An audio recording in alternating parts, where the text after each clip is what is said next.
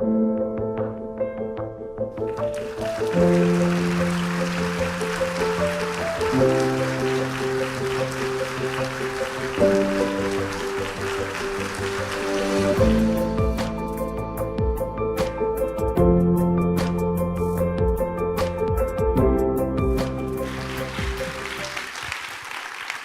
gracias por la invitación, la verdad que un placer. Gracias a ustedes por venir.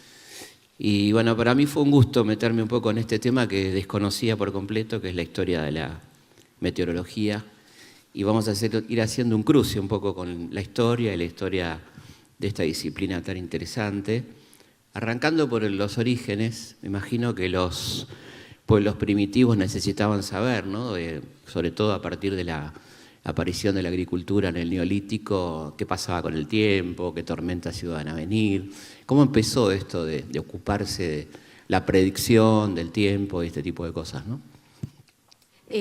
Buenas tardes a todos y todas. Sí, bueno, así como a Felipe lo fascinó meterse en la meteorología, a mí me fascinó mirar la meteorología desde la historia.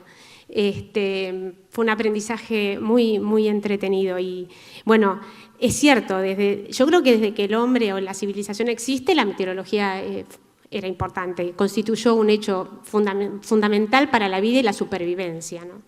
Pero si vamos un poquito más a la cabeza esa occidental que nosotros tenemos y la manera de ver la historia, yo diría que es Aristóteles. Yo diría el siglo IV a.C., y a marcar a Aristóteles como el primero que, a ver, sale de esta cosa de la mágica asociada a los eventos de lluvia o no lluvia, calor, frío, situaciones deseadas o no, y escribe tratados.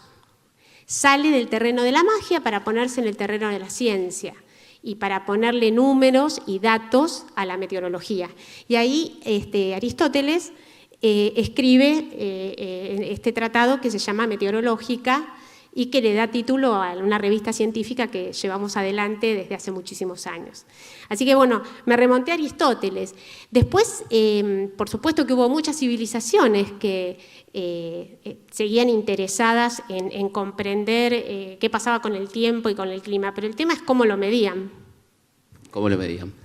No, me quedé pensando antes, qué interesante lo que decís, ¿no? De la idea del mito al logos, ¿no? Como los griegos van haciendo ese proceso, teniendo tantos personajes mitológicos vinculados al tiempo, a pasar a una clasificación científica, ¿no? De lo que tiene que ver con el tiempo, y qué interesante, ¿no? El laburo de Aristóteles, que fue genial, ¿no?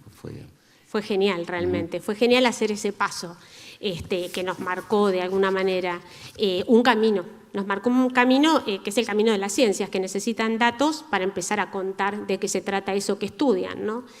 Y desde ese momento que decíamos, siglo IV a.C., bueno, después volvió un poco a pasar una mezcla de cosas y bueno, una dificultad para hacer mediciones. ¿Con qué iban a medir el tiempo? Era lo que estábamos diciendo. Y empieza entonces a cambiar la cosa cuando se desarrollan los primeros instrumentos de medición, termómetro. Y ahí llegamos, pero así como corriendo y muy, muy rápido, llegamos prácticamente al 1400, al 1500, cuando se pueden construir los primeros termómetros, barómetros, Torricelli, ¿no?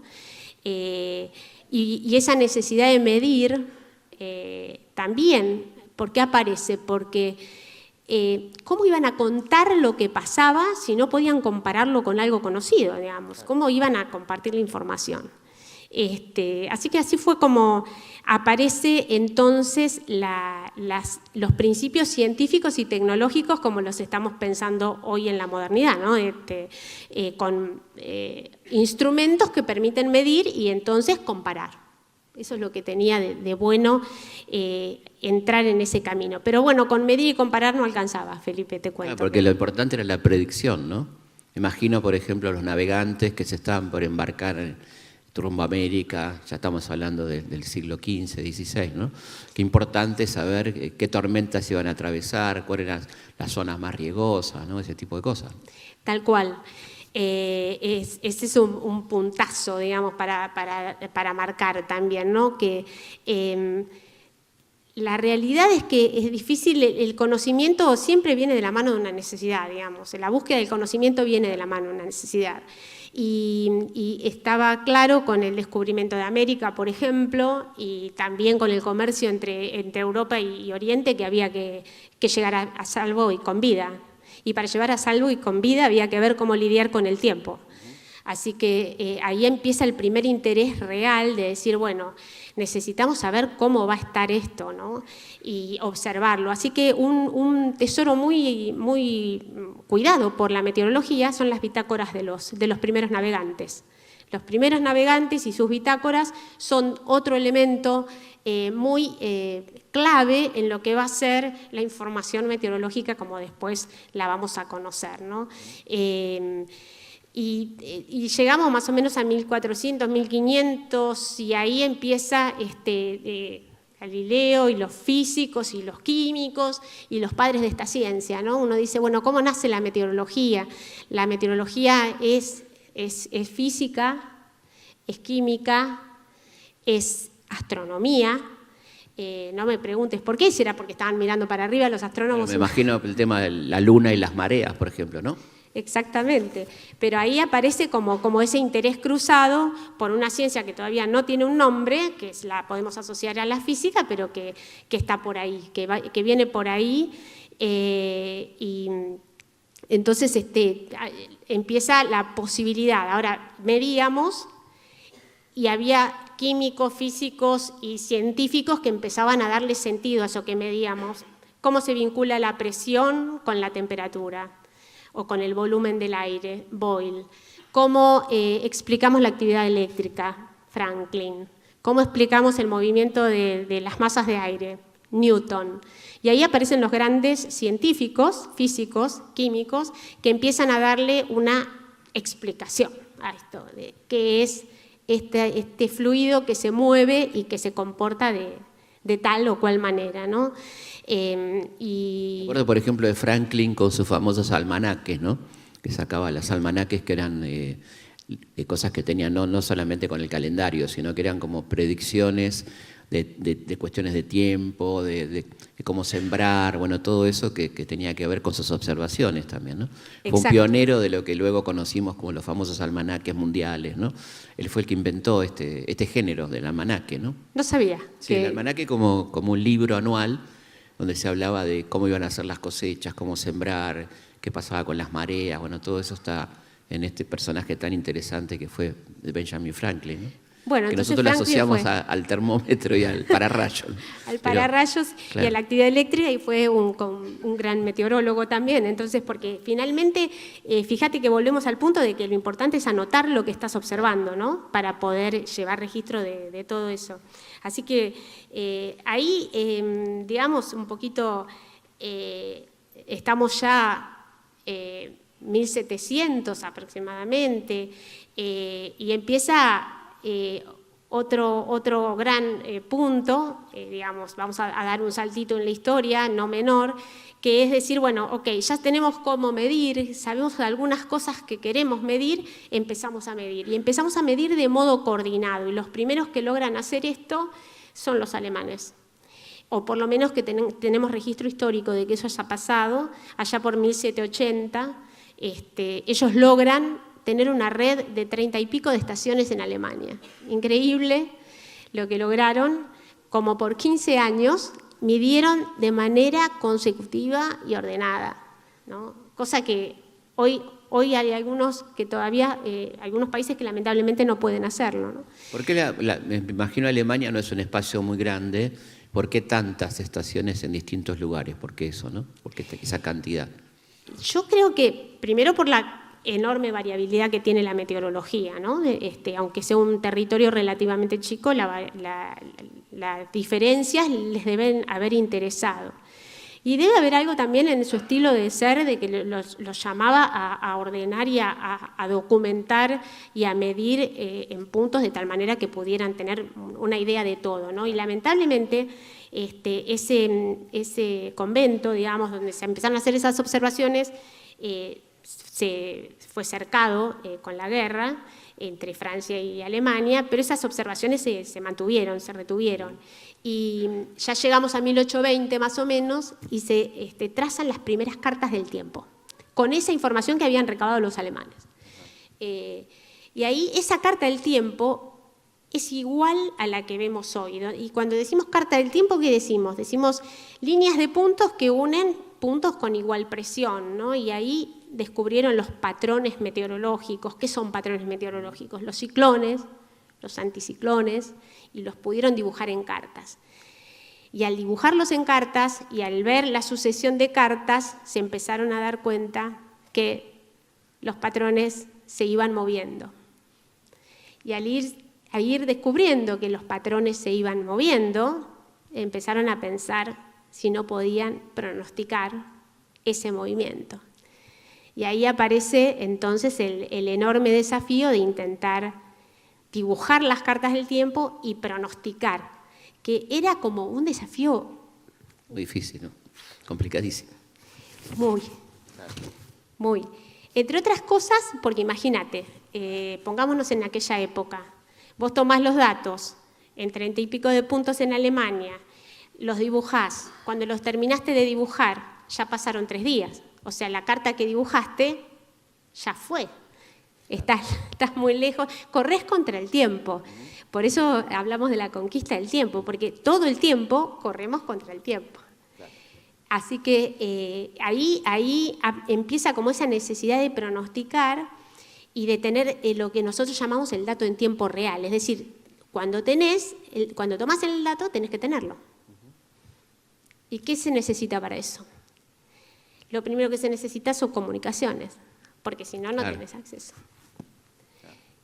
Sí, el valor es que sea en el día, porque si no, o lo más cerca del pronóstico más posible, porque si no, no tiene sentido.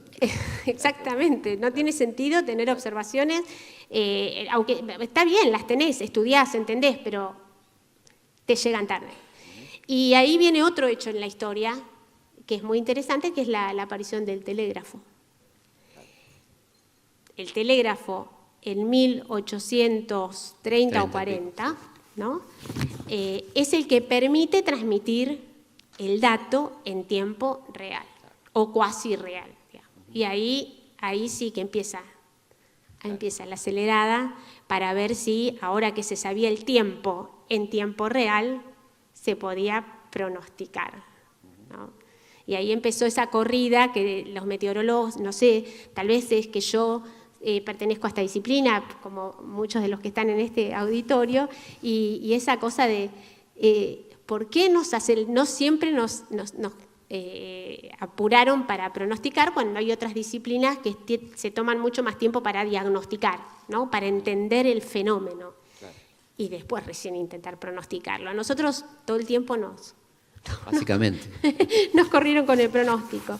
Sí, así que bueno, para terminar un poco este barrido histórico, me gustaría decir que con esta idea de tener los datos y de poder compartirlos, empieza a decir, bueno, no me sirve que Alemania mida a una hora, Bélgica a otra, Italia a otra, empiezo a necesitar que todo se coordine de alguna manera, ¿no? Y allá por los años 1850 y pico se da en Alemania un primer encuentro para establecer criterios que permitan que todos midan a la misma hora, porque era la única manera de hacer un mapa coherente entre todos ellos, ¿no?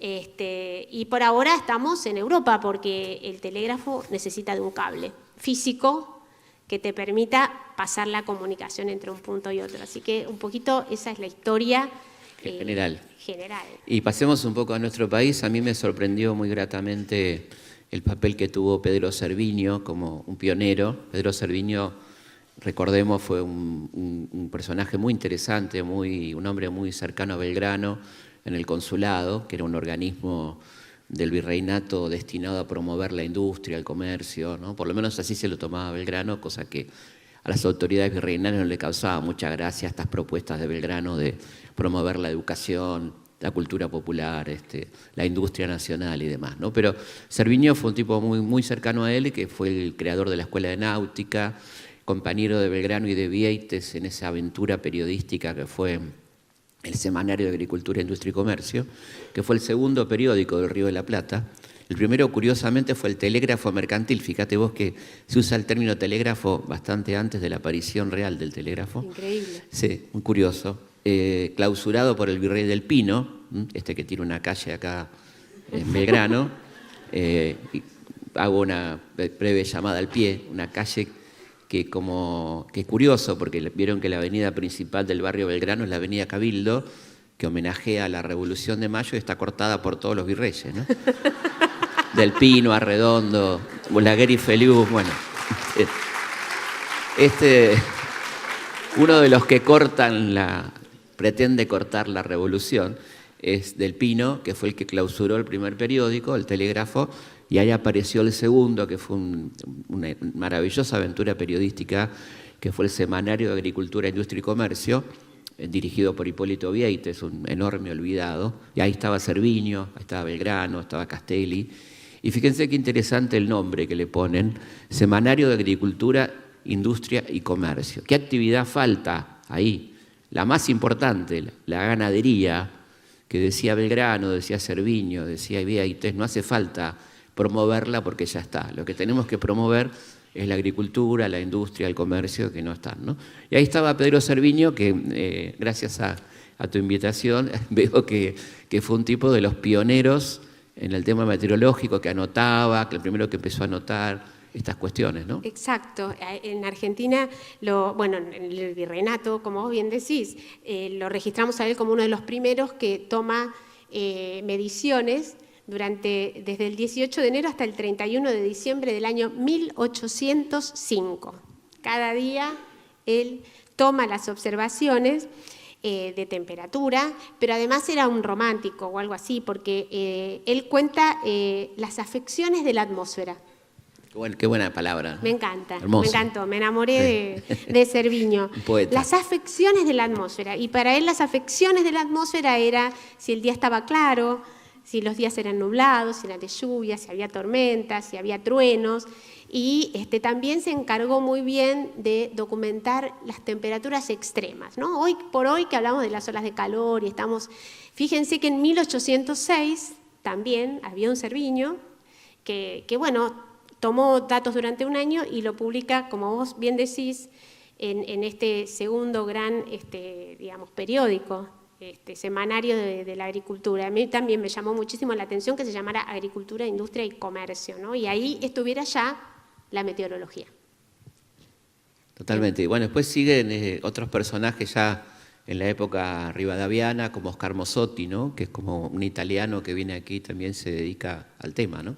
Exacto, tuvimos como naturalmente, y vos contás en muchos de tus libros, la inmigración fue importante y este italiano era un físico y astrónomo. Y él instala una estación en el convento de Santo Domingo y mide durante un tiempo bastante prolongado, unos 7 años. Lástima que no se pudieron conservar todas sus mediciones, pero algunas se conservaron, y las que él realizó con las que realizaron otros o científicos o simplemente curiosos o personas interesadas en el tiempo, fue lo que fue la base la primera climatología de la provincia de Buenos Aires, que se produjo allá por el año 1877. Ahora vamos a llegar, pero nos falta todavía un ratito porque hay que hablar de otros personajes que estuvieron por ahí, como Goodwin Parish, ¿no? Que era el encargado de negocios de Gran Bretaña, o Manuel Moreno, el hermano de Mariano, que también hizo sus ensayos meteorológicos, y Manuel Eguía, ¿no? Que tuvieron importancia ahí por los años 50, digamos, ¿no? Exactamente. Esas fueron las personas que habría que entender bien qué es lo que las movilizó, pero que genera muchísima curiosidad. Pero bueno, hubo todo un trabajo de recopilación de esas personas, de esos esfuerzos, que por suerte quedaron todos documentados, para poder contar un poquito cómo era el clima de Argentina, ¿no? Y ahí volvamos a las épocas que estábamos narrando antes, ¿no? Estamos alrededor del 1850 y pico, por ahí, y en el mundo estaba pasando lo mismo, estaban conversando a ver cómo se ponían de acuerdo para intercambiar observaciones meteorológicas. O sea que estábamos en sintonía, aunque, tal vez con algunos medios un poco más limitados, pero estábamos en sintonía. Bueno, llegamos al padre del aula, Sarmiento, personaje maravilloso, ¿no? A mí me parece que es un tipo increíble, sumamente polémico, con ideas que nos horrorizan y otras que nos parecen sumamente interesantes. Siempre me gusta decir que los que lo odian a Sarmiento y los que lo aman tienen en común que no lo han leído en general. Pero bueno, vale la pena por lo menos leer el Facundo, ¿no? Que es un librazo, no necesariamente para coincidir con él, pero hay algo que seguramente no discutiríamos de Sarmiento, que es su impulso de la ciencia, la educación, ¿no? No solamente trajo a las maestras norteamericanas con las normalistas, como se llamaba, sino que trajo científicos como el caso de Benjamin Gould, ¿no? Que es un personaje que me encantó, lo conocí por vos, me pareció fantástico este personaje que trae para inaugurar este observatorio, instalar el observatorio, ¿no? Exactamente. También me resultó un personaje entrañable, Gould, porque, bueno, Sarmiento lo conoce cuando viaja a Estados Unidos. Exactamente. Y cuando él es presidente, entonces llegó el momento, está llamado usted, señor Gould, a venir a producir acá y a generar el conocimiento, pero como astrónomo. Sarmiento lo invita a fundar el primer observatorio astronómico de la Argentina en Córdoba, porque además tiene esta idea, Sarmiento, que es, tiene que estar al lado de una gran universidad y para que todo estudiante tenga acceso a ese observatorio, ¿no? Y así, ahí se viene Benjamin Gould con su familia y además con otros expertos, y entre ellos trae un meteorólogo. Benjamin Gould trae un meteorólogo y llega a Argentina en 1870, y en 1871 ya habían construido el edificio donde se iba a instalar y fundar el observatorio astronómico, ¿no? Y ahí arranca, por supuesto con la bendición del presidente Sarmiento. Y Gould lo primero que le dice a Sarmiento, y él así lo dicen por lo menos los documentos que nos hemos informado, es: me extraña que con este país tan grande no tengan un sistema articulado de toma de observaciones meteorológicas. O sea, me llama mucho la atención. Nosotros podríamos contribuir a tratar de resolver este pendiente, y eso se lo plantea Avellaneda, que era, entiendo yo, el ministro. El que vino después de Sarmiento, exactamente. Y era ministro, un ministro con sí, poder fue ministro importante. Primero, después presidente. Exactamente. Y se lo plantea siendo ministro Avellaneda y le dice, bueno, será porque estoy a cargo del servicio meteorológico, que también pienso en términos presupuestarios, ¿no? Y le dice, lo primero que le dice Gould a Avellaneda, dice: no le va a salir muy caro. Claro, está bueno. No le va a costar muy caro. Yo les prometo, pero esto lo tiene que hacer porque lo que está sucediendo, lo que yo siento aquí, lo que yo veo acá como científico, es que el tiempo y el clima de este lugar es muy distinto del que se conoce. No es lo que mi hipótesis me hacía pensar, y entonces es necesario medir. Y yo le planteo lo siguiente, dice: compremos los instrumentos, nada más que los instrumentos. Y me comprometo a que con esos instrumentos yo voy a escribir una guía para hacer esas observaciones de manera ordenada, coordinada. Ya sabemos que el mundo ya tenía un mecanismo para intercambiar observaciones, para hacerlo de manera coordinada, y se apoya, ahí tenemos otra cosa fabulosa para mí del sistema educativo argentino, que son los colegios nacionales. Claro, total. Se apoya y le propone que los observadores y observadoras sean quienes van a los colegios nacionales. Que están distribuidos por todo el país, ¿no? Claro, en aquel momento. Exactamente, y de esa manera evita la necesidad de contratar mucho personal, y con 2 personas solamente monta lo que se va a denominar la Oficina Meteorológica Argentina.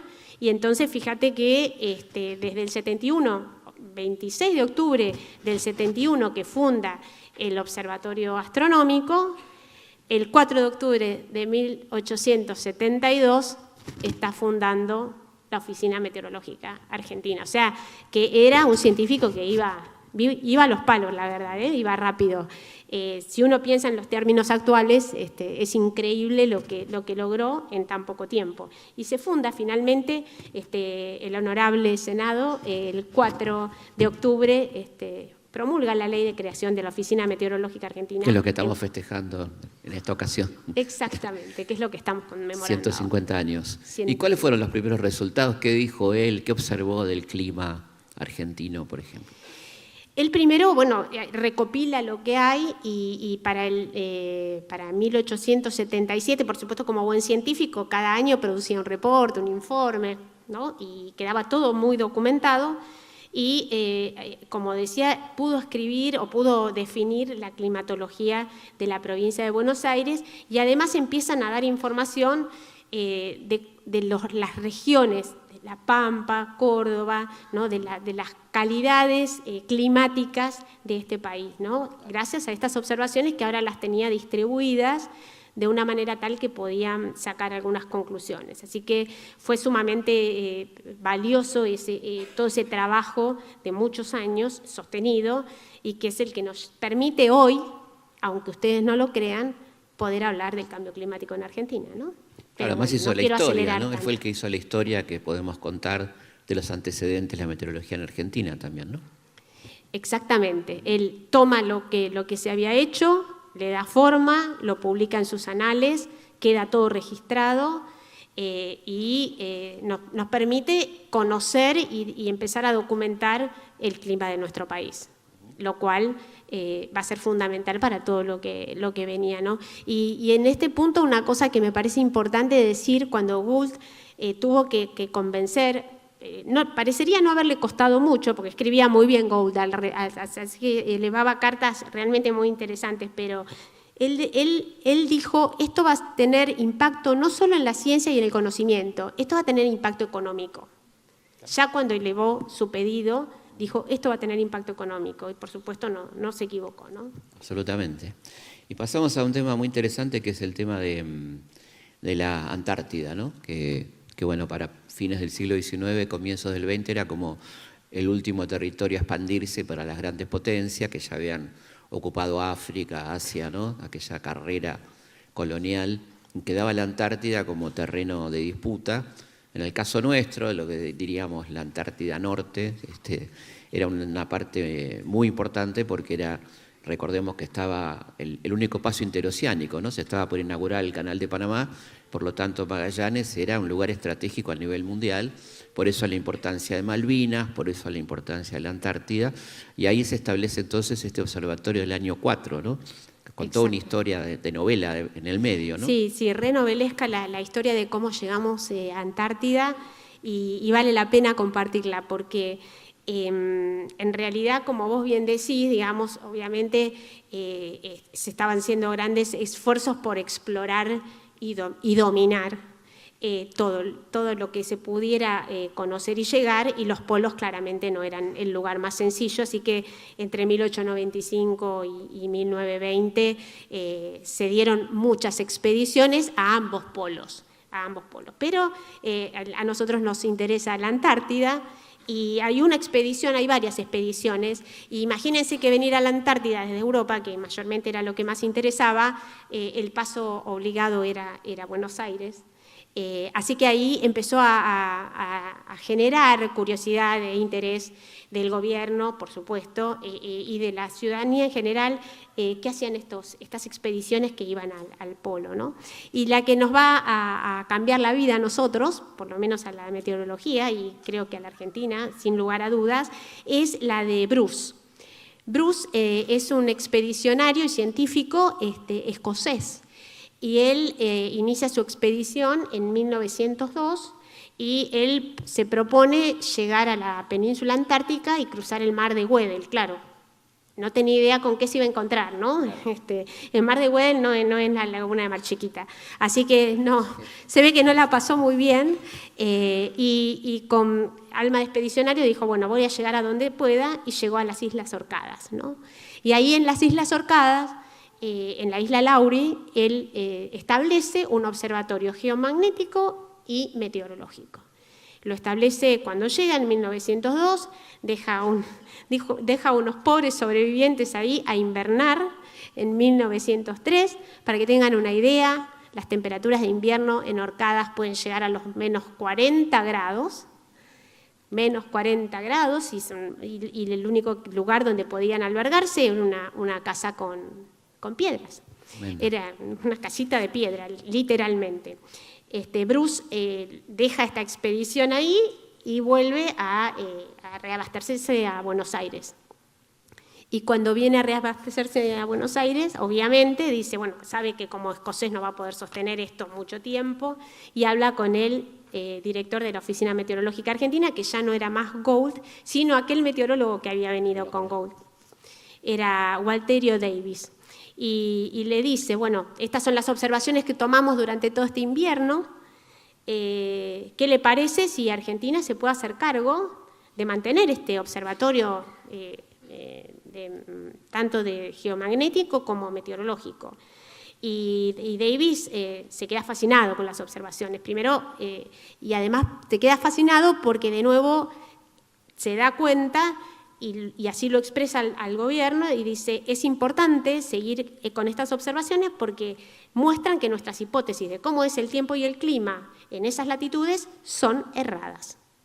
Y si queremos conocer y queremos entender cómo funciona el sistema, vamos a tener que sostener estas mediciones. Y así fue como logra convencer, ahí ya pasamos a Julio Roca. Roca, claro, la segunda presidencia Roca. Allá, llegamos a la segunda presidencia de Roca, que decide hacerse cargo de este observatorio.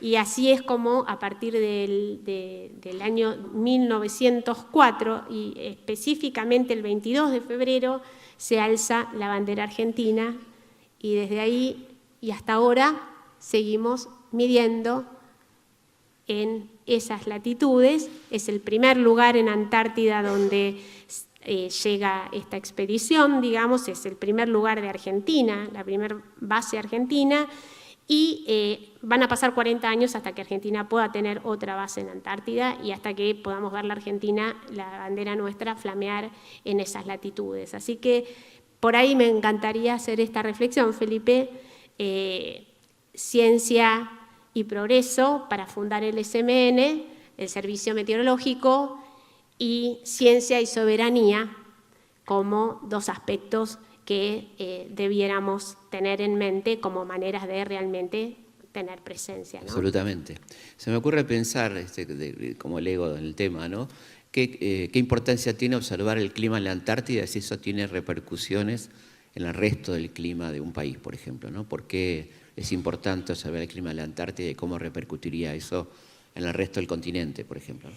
Bueno, es una excelente pregunta, y vos sabés que así como lo voy a contar primero desde los trópicos. Al principio, estoy hablando ya del siglo XX, los trópicos eran un lugar donde no se tenían muchas observaciones, y entonces fue como, hay que entender lo que pasa en los trópicos, porque lo que pasa en los trópicos, aunque vos no vivas en los trópicos, te afecta. Y bueno, no mucho tiempo después de hacer campañas de medición en los trópicos, empezamos a entender el fenómeno del niño y de la niña, porque se pudo medir en los trópicos y en los océanos tropicales. Antes de eso, no comprendíamos muchas cuestiones que hoy podemos comprender. En las zonas polares pasa lo mismo. O sea, lo que pasa en los polos nos afecta. Cambia la circulación y cambia los patrones meteorológicos. Así que saber, medir y entender lo que pasa en los polos afecta más allá del lugar propiamente dicho donde uno hace la medida. Y, por ejemplo, vamos a poner el ozono, ¿no? Que claro, es algo que ya está en nuestro siglo y lo podemos conversar más adelante. Pero sin lugar a dudas, lo que tiene la meteorología de más de fascinante es que lo que pasa en un punto del planeta termina de una u otra manera. Me parecía importante para que la gente no crea que para qué vamos a observar lo que pasa en la Antártida si no vamos a vivir ahí, ¿no? Evidentemente no es por eso. Evidentemente no, y valió la pena, ¿no?, que se tomara esa decisión en aquel momento y generar este nuevo bagaje de conocimiento que, bueno, que nos permite entender muchas más cosas. Pasemos a un tema muy interesante, que es la cuestión de género y qué rol cumplieron las mujeres particularmente en Argentina, ¿no? Con el tema de meteorología, estoy pensando en Eugenia Calney, ¿no? Por ejemplo, esta pionera, ¿qué fue de su vida, qué hizo por la meteorología, ¿no? Bueno, Eugenia Calney fue, sí hay, y es, ¿no? Porque por suerte vive, si hay números uno en la ciencia, Eugenia es un número uno en la ciencia en general y en esta disciplina en particular. Eugenia tiene una vida interesantísima. Yo tengo el gusto de ser amiga de Eugenia y haber pasado y haber también colaborado y trabajado con ella. Eugenia elige estudiar física, pero su mamá, viuda, no podía sostener la carrera y el Servicio Meteorológico Nacional daba becas. Y entonces la madre la cambió de carrera. La mandó a estudiar meteorología. Y ella lo cuenta de una manera muy tierna en un reportaje que le hicimos hace poco tiempo, y dice, y nunca me arrepentí. Yo pensé que me iba a arrepentir, pero nunca me arrepentí. Mi mamá tomó una decisión muy buena, cambiándome, y ahí aparece el rol de las becas, ¿no? De cómo asistir a estudiantes para que logren una formación académica. Y Eugenia, bueno, se graduó de meteoróloga en la facultad, en el momento más, yo diría, glorioso de la universidad, de la Facultad de Ciencias Exactas y Naturales, y lamentablemente la perdimos del radar por la noche de los bastones largos, que seguramente después. Pero sin quererme meter en eso, ella, para contar un poco de su experiencia como mujer, ella se va en el 66 y tiene la recomendación del decano de Exactas para poder estudiar en el MIT y hacer su doctorado. Ella ya se había licenciado y podía hacer su doctorado. Y es muy gracioso cuando dice que, bueno, en Argentina ya estaba acostumbrada a que al menos el 30% de las mujeres que estaban estudiando en la facultad el 30% de las personas que estudiaban en la facultad eran mujeres. Y cuando llega al MIT, o sea, al Instituto de Tecnología de Massachusetts, no llegaban al 15%. Y ella fue la primer mujer que se doctora en esta disciplina en el Instituto Tecnológico de Massachusetts, en el MIT. Primera doctora ahí, y de ahí en más una carrera totalmente descollante que la lleva a dirigir todo lo que es el área de modelado numérico en el Servicio Meteorológico de los Estados Unidos. Una carrera brillante, todos los premios que te puedas imaginar los obtuvo, todos los reconocimientos, pertenencia a sociedades científicas de todo el mundo, los tuvo y los sigue teniendo, una distinta por donde la veas, ¿no? Y me gusta rescatar esto de ella siempre que habla se refiere a la Universidad de Buenos Aires como aquella que le habilitó lo que ella es, ¿no? Nunca va a empezar una conferencia sin agradecer la educación pública y gratuita que recibió en Argentina y en particular la de la Universidad de Buenos Aires. Una gran mujer, una gran científica, una persona entrañable totalmente. Y nos queda hablar de María Luisa, ¿no? María Luisa Altinger. María Luisa Altinger es otro caso interesante. Es la primera mujer que se gradúa en meteorología acá. Cuando se crea la carrera de meteorología en Argentina. Y María Luisa es una apasionada de las tormentas. Es el mapa de tormentas extremas, ¿no? Una especie de... Exactamente. Ella le apasionan las tormentas severas y en particular los tornados. Y parte de la hipótesis enseñada, digamos, la preidea, digamos, de que acá no había muchos tornados. Pero ella dice, bueno, yo quiero estudiar esto igual, y lo que tiene que hacer es que cada vez que escucha de un evento severo que se produce en algún lado, tiene que ir al campo, tiene que ir a medir, y iba con brújula a tomar las mediciones post-tormentas, ¿no? Bueno, esto le da un lugar sin dudas, digamos, en lo que hace el estudio de tormentas severas en Argentina, el atlas de tornados en Argentina, y al día de hoy ella sigue trabajando en estas líneas. Y a su vez, no sé si algunos habrán visto Twister, la escala con que se clasifican los tornados, que es la escala Fujita. Bueno, este investigador Fujita estaba muy interesado en los trabajos de María Luisa y trabajó un tiempo, él buscó a María Luisa para conocer las cosas y lo que ella había estado relevando en Argentina. Así que otra historia para contar, otra mujer para destacar. Bueno, pasamos a un momento muy horrible de la historia de la ciencia en Argentina, que es La Noche de los Bastones Largos, ¿no? Producida el 29 de julio del 66, a un mes de asumir el dictador Juan Carlos Onganía, golpe cívico-militar contra el doctor Ilia. Como decís, la Universidad Argentina vivía sus mejores momentos probablemente, ¿no? Recordemos algunos logros únicos, el primer canal educativo de toda América Latina, laboratorios que producían medicamentos gratuitos, bueno, tantas cosas maravillosas que estaban pasando en la universidad, una calidad realmente extraordinaria, y eso es interrumpido por esta brutalidad del gobierno de Onganía, para nada casual, ¿no? Era cortar un desarrollo científico autónomo tan importante con La Noche de los Bastones Largos que golpea a profesores, alumnos, etcétera, ¿no? En aquella noche fatídica que provoca que mucha gente se vaya, ¿no? Curiosamente acusados de comunistas, y la mayoría van a trabajar a los Estados Unidos, ¿no? Un contrasentido bastante importante, y ahí perdemos a gente como Genia, como Tulio Alperindón, y bueno, tanta gente, que el propio Milstein, ¿no? Futuro premio Nobel, tanta gente extraordinaria. Y ahí me parece fundamental, charlando recién, aparece un nombre tan impresionante como Rolando García, que no muchos sabemos que era meteorólogo, ¿no? Y contanos un poco de ese momento, ¿no? Sí, totalmente, digamos, Rolando García fue una persona totalmente destacada, ¿no?, en la ciencia, pero pocos saben que era meteorólogo. Y él hizo su doctorado en meteorología en la Universidad de California. Él vuelve en el 53 de la Universidad de California con su doctorado en meteorología. Él, ¿sabés qué? Había sido maestro y profesor y su título era profesor en el Mariano Acosta, perdón. Mariano Acosta. Donde estudió Cortázar. Sí, o sea que era un tipo totalmente fuera de serie. Pensemos que, primero, a ver, estamos hablando del servicio meteorológico, lo tengo que decir, fue director del servicio meteorológico, ¿sí?, entre el 56 y el 58. Fue decano de la Facultad de Ciencias Exactas en su momento de mayor lustre, 57-66.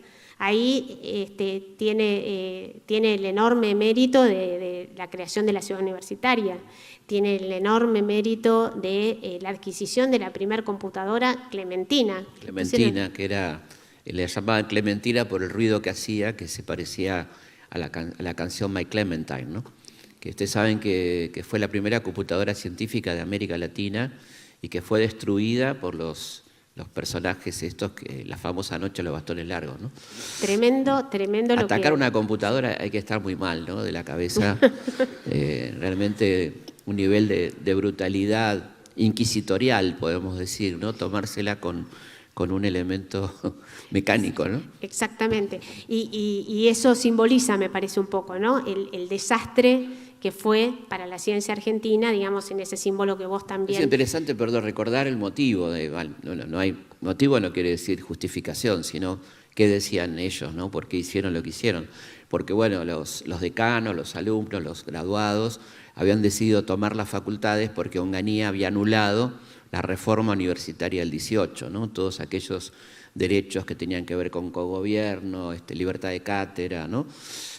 Autogestión, habían sido anulados por decreto por Onganía. Entonces se toman las facultades. En este sentido hay que destacar la valentía de los decanos, ¿no?, como Sadowski, como Rolando García, toda esta gente que fueron héroes y que fueron golpeados. Hay fotos de Rolando ensangrentado, ¿no?, tremendo.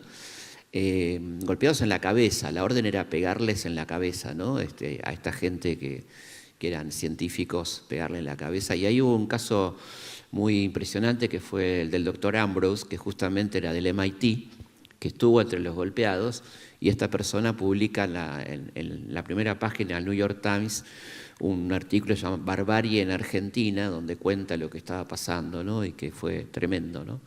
Sí, esa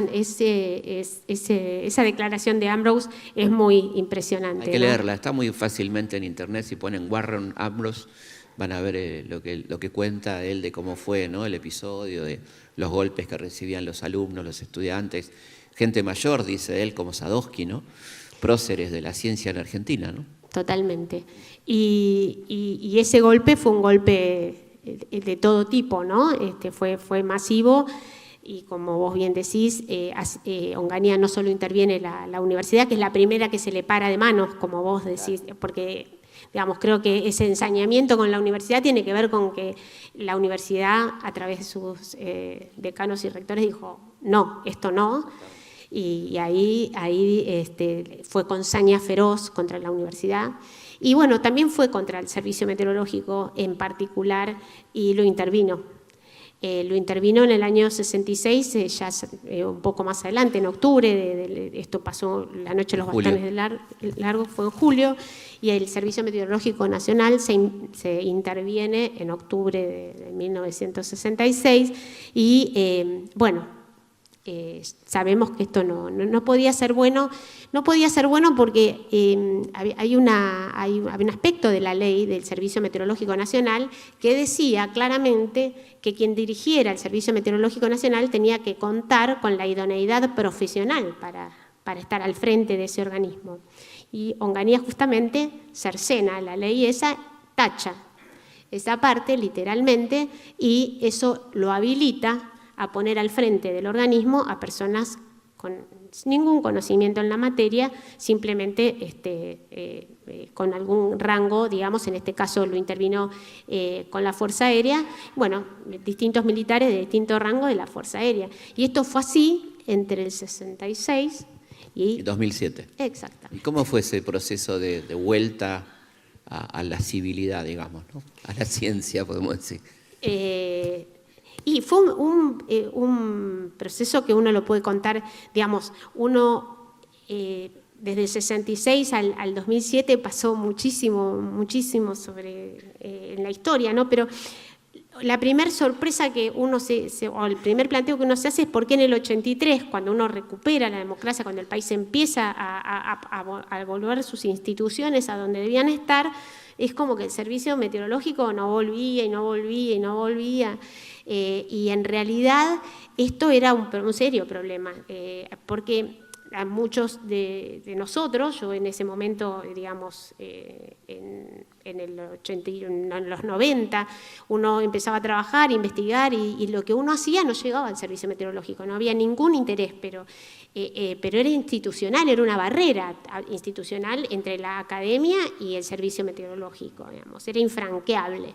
Había, por supuesto, amistad entre los colegas, pues los colegas nos conocíamos todos, pero institucionalmente era imposible. Entonces, la ciencia iba por un lado y el Servicio Meteorológico Nacional iba para otro, digamos. Entonces, ahí me parece que hay que rescatar el Centro Argentino de Meteorólogos, digamos, que fue fundado allá por 1968, antes de los 70, como reacción, digamos, a la aparición de Onganía, porque se desperdigaba este grupo de profesionales, se les estaban desperdigando por todos lados. Como vos dijiste, muchos se fueron, a nosotros se nos fueron un montón, todos los que se fueron se destacaron en distintas áreas, desde el modelado, radar, etcétera. Y bueno, este centro argentino, por suerte, pudo abroquelar lo que quedaba, ¿no? Y en este abroquelar lo que quedaba, cuando retorna la democracia, empieza a tratar de volver atrás la intervención. Pero bueno, como lo digo, no era para nada sencillo. Y bueno, yo estuve mirando notas, porque traté de ser bastante activa en este tema cuando yo había pasado más tiempo en mi carrera, porque era evidente que si la universidad, el servicio meteorológico no se ponían en diálogo, no íbamos a llegar a ningún lado, ¿no? Y empezamos de nuevo, algo que me parece muy destacable, es el rol de la universidad. ¿Qué hicimos? Desde la universidad sacan una resolución del Consejo Directivo de la Facultad de Ciencias Exactas diciendo que el servicio meteorológico no podía estar más intervenido. Después viene una resolución del Consejo Superior de la Universidad de Buenos Aires diciendo no puede estar más intervenido, y con eso empezamos un camino ante las autoridades políticas, senadores, diputados, lo que pudiéramos, para tratar de que entendieran que el organismo no podía estar más intervenido. Costó, pero lo logramos, y en noviembre de 2006, Néstor Kirchner firma el traspaso del servicio meteorológico a partir del 1 de enero de 2007 para que vuelva a la órbita civil, ¿no? Así que desde ese momento, digamos, vuelve a donde no debiera haber salido nunca.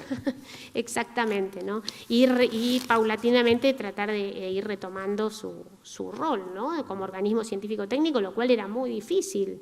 Pensemos que, para poner algún dato en esta escena, del impacto de lo que fue el 66, las cosas no pasan de la noche a la mañana, pero si uno lo mira con la lupa y mira 1966, 2003, 2007... En 1966 el servicio meteorológico tenía 2.000 empleados y empleadas, y en 2003 tenía 1.200. De esas 1.200 personas, solo 37 personas tenían título de grado. Increíble. El resto burocracia, digamos. Me contaste que había soldados, ¿no? Y básicamente, claro, lo que fue pasando es que todo el personal que fue haciendo, que hacía las observaciones, fue reemplazada por soldados, digamos. Era la manera que encontraron de sostener las observaciones, las que pudieron sostener, porque también la red decayó de manera notoria en ese momento. Así que bueno, fue un impacto grandísimo, ¿no? De una escena a la otra. Y un organismo se construyó con tanto esfuerzo. Estamos hablando hoy de cumplir 150 años, ver que hubieron 40 años realmente muy. ¿Cómo estamos hoy? No digo con el pronóstico, digo... Bueno, hoy estamos en carrera, digamos, estamos profesionalizando mucho lo que es la planta del organismo, con la posibilidad de que doctores y doctoras entren al organismo, modernizando todo lo que fue la parte de sistemas de cómputos, y bueno, y con algunos pendientes, porque obviamente lo que se destruye tan sistemáticamente cuesta mucho reconstruir, pero creo que estamos bastante bien. Tenemos un anuncio para hacer para el 4, ¿no? ¿Nos animamos a hacerlo? No sé. Dale, si querés. No, vos tenés que decir. Algo muy lindo y muy útil, me parece. Bueno, sí, es una demanda que tiene la sociedad con nosotros, que es la famosa aplicación, una aplicación del Servicio Meteorológico Nacional, y bueno, el 4 de octubre con nuestro cumpleaños vamos a poder dar ese servicio a la sociedad, ¿no? Ese que lo teníamos pendiente hace rato, y que bueno, ahí estamos trabajando para eso y muchas otras cosas más, ¿no? Te iba a preguntar, para ir cerrando, digamos, ¿es una ciencia exacta la meteorología? Es una pregunta... Es de amigo, me la pregunta porque es amigo. A mí me la hacen siempre con la historia y me la banco. Así claro, que... sí que... Bueno, no es una ciencia exacta. Nosotros, digamos que es una ciencia natural. Se basa en las ciencias exactas, se basa en la matemática, se basa en la física, se basa en la química, pero la realidad es que, digamos, ¿por qué no es una ciencia exacta? Porque no puede aplicar las leyes y llegar a una determinación unívoca de un proceso futuro, digamos, ¿no? Y entonces ahí viene... puede fallar. Que puede fallar, claro. Que los pronósticos pueden fallar. Claro. Y bueno, primero pedimos piedad a los meteorólogos, ¿no? Y después de la piedad vamos a contar por qué fallan los pronósticos, a ver si podemos lograr empatía, piedad, algo, ¿no? La primera cosa que necesitamos entender, y siempre me gusta ir al ejemplo de la medicina, porque siempre es como nos queda más cerca la medicina, ¿no? Uno nunca le va a pedir a un médico o a una médica que le pronostique cómo va a evolucionar su enfermedad si el médico no sabe qué enfermedad tiene, digamos. O sea, es como el ABC, ¿no? O sea, viene primero el diagnóstico y después el pronóstico, digamos.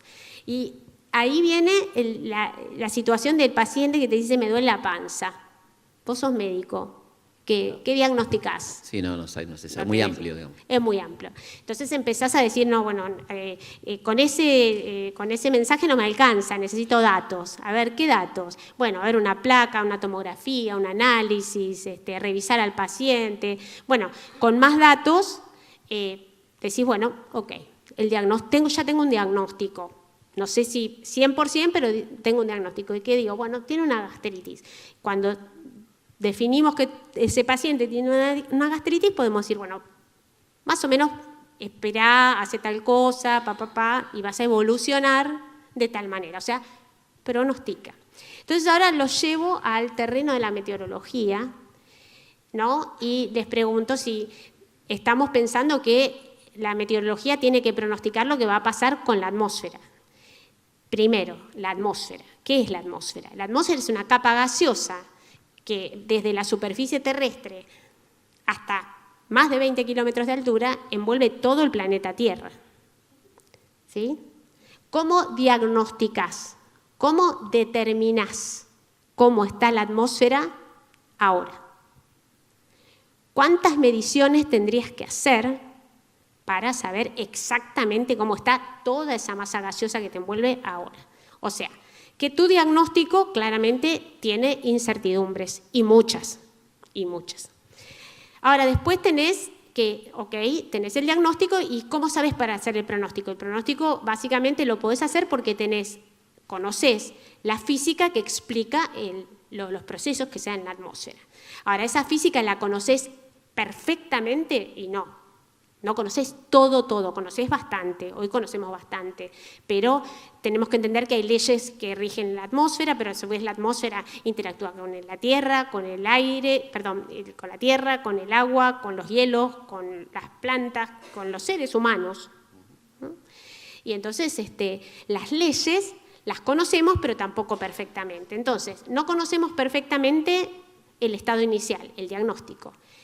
El conjunto de leyes las conocemos, pero tampoco las conocemos perfectamente, entonces es imposible llegar a un pronóstico perfecto, digamos. Esa es una utopía y eso no se va a lograr. Sí podemos mejorar los pronósticos y los estamos mejorando. Digan que sí. Gracias. Los estamos mejorando, pero bueno, tenemos estas limitaciones, y esto sumado a que es un sistema caótico. ¿Qué es un sistema caótico? Es la pregunta, ¿no? Que si hay una pequeña diferencia, digamos, desde un estado inicial a uno siguiente, conocida la ley, vos llegás directo, seguro y perfecto. Pero si hay un pequeño error en la condición inicial, ese error crece, se amplifica. Claro, se traslada, ¿no? Y olvídalo, podés llegar a un pronóstico completamente en las antípodas de lo que puede pasar. O sea que la realidad que uno deberíamos contar con un manto de piedad por parte de quienes nos rodean para saber que los pronósticos no pueden ser perfectos y no es un problema del Servicio Meteorológico Nacional de Argentina, sino que es un desafío para la ciencia lograr mejores pronósticos, que pueden mejorar sin dudas, pero todavía tenemos que entender que no van a ser. Pero me decías hace un rato que estamos en muchas mejor condiciones de prever, por ejemplo, una gran tormenta que hace 20 años, ¿no? Hoy. Exactamente. ¿Por qué estamos en mejores condiciones? Si vamos un poquito para atrás, yo decía, bueno, ¿cómo conoces el estado inicial, no? Bueno, con los satélites. Con los satélites uno logra una cobertura, un bagaje de información muy grande acerca del estado inicial. La ciencia también avanzó, con lo cual conocemos mejor los procesos físicos. Y si las tormentas son de grandes dimensiones, ¿no? como una tormenta asociada a un frente frío o mismo un huracán, La capacidad de predicción ha aumentado muchísimo, sumado esto a la tecnología y a las computadoras que nos permiten que esta corrida contra el tiempo que hacemos nosotros, que tenemos que ir más rápido que el tiempo mismo para hacer pronósticos, hacerla bien, rápido, efectiva y que sirva para tomar decisiones. Así que sí, los pronósticos mejoraron muchísimo, hay miles de datos objetivos que así lo indican, y en todo el mundo, y en particular en Argentina. Sí. Estábamos hablando hace un rato del calentamiento global, ¿no? Y es algo que se viene estudiando hace mucho y que recién en los últimos años se le empezó a dar un poco de importancia, ¿no? Vos me hablabas de allá por 1975 y un poco antes también, ¿no? Que empezó a estudiarse esto. Sí, estábamos hablando un poco con Felipe de un poco cuando uno se pone a revisar los tiempos de las cosas, dice cuánto tiempo le toma a la ciencia que da un mensaje. Por ejemplo, Rowland con sus investigaciones sobre el ozono y cómo el ozono era destruido por los clorofluorocarbonos, ¿no? Y él esto lo publica en el año 75, ¿no? En el 75. En el 95 le dan el premio Nobel, pero por este descubrimiento, pero en realidad… El daño estaba hecho. El daño estaba recontrahecho. Y estoy revisando acá mis notas porque el protocolo de Montreal, donde el mundo se compromete a emitir menos clorofluorocarbonos, se suscribe en 1989. Fíjense el tiempo, ¿no? Entre 1975, que hay estos descubrimientos, a un protocolo o una decisión de política de carácter global que se produce en 1989. Y esto atenúa el problema del agujero del ozono, conocido comúnmente como agujero de ozono, pero que es el debilitamiento de la capa de ozono, pero en realidad no está resuelto. Y esto ya lo habían dicho taxativamente en el discurso. Ellos dicen, los científicos sostienen que los daños causados perduran y seguirán ocurriendo durante décadas. O sea que estos tiempos de la ciencia que advierte, que documenta, que insiste, tardan mucho, ¿no? Y el otro caso que me gustaría mencionar, porque es totalmente contemporáneo, es el premio Nobel que recibió Manabe, un físico, en el año pasado, en 2021. Los primeros estudios de Manabe mostrando que el dióxido de carbono recalienta la atmósfera, aumenta la temperatura, son del año 1965. Tremendo. Y todavía seguimos emitiendo más y más dióxido de carbono. Estamos recalentando el sistema y estamos empeorándolo todo. Estamos yendo en la dirección errada. Y de nuevo, ¿no? Ahí se crea el panel intergubernamental para el cambio climático, para tomar decisiones.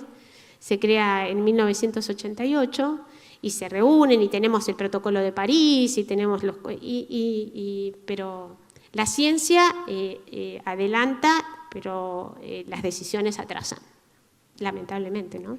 Te iba a preguntar para terminar qué importancia puede tener la meteorología, por ejemplo, en el armado de proyectos a largo plazo, ¿no? ¿Cuál es la importancia de la meteorología en esas cuestiones, ¿no?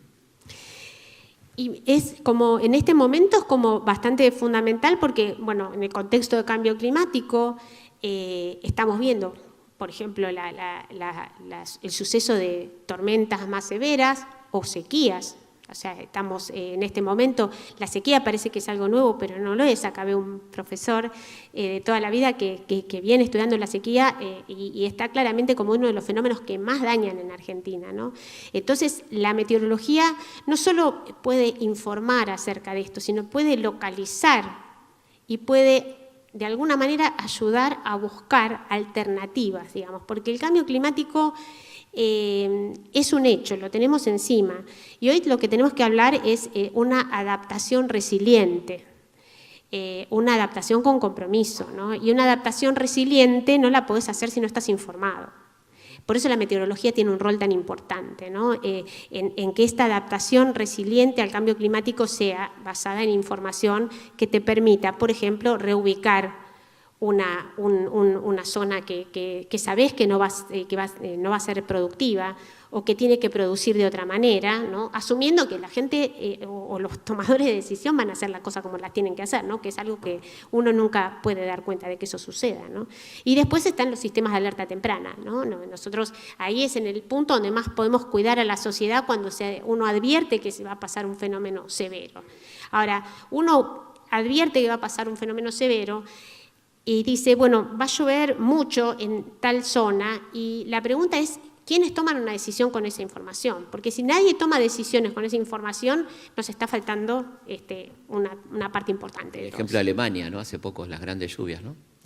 Exacto, fue muy sorprendente. A mí me impresionó mucho escuchar un reportaje que le hicieron a una mujer que la inundación le llevó la casa, y la señora dijo, el pronóstico fue buenísimo, 2 días antes advirtieron que iba a haber lluvias totalmente fuera de lo normal, con fuertes impactos que había que, por supuesto, evacuar toda la zona.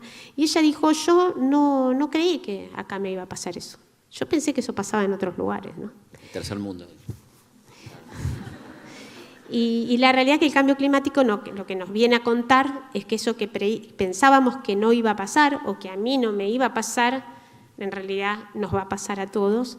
Lamentablemente es cierto también que le va a pegar más fuerte a los más vulnerables, como siempre, como todo lo complejo daña y es más duro con aquellos que menos tienen, ¿no? Así que bueno, es una responsabilidad social trabajar sobre ese tema, además. Bueno, muchas gracias, Celeste, gracias a ustedes por haber venido, ha sido un placer y feliz cumpleaños. Bueno, muchísimas gracias a vos también, Felipe. Porque para nosotros es importante este espacio que vos nos diste para poder socializar este conocimiento y este rol de este organismo. A mí me gustaría no solo agradecerte, sino agradecerte porque la palabra tiempo a los meteorólogos siempre nos trae un problema, ¿no? Porque es tiempo, el tiempo es el tiempo cronológico y es el tiempo meteorológico, ¿no? Y esta charla la llamamos la conquista del tiempo. Y yo creo que estamos llamados todos a conquistar el tiempo histórico, ¿no? El tiempo histórico y el tiempo meteorológico.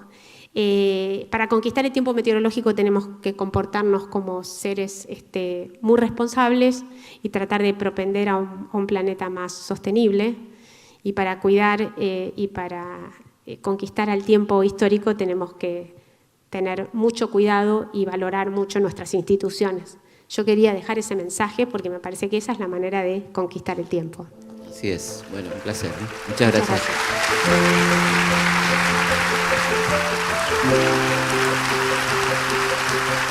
Gracias.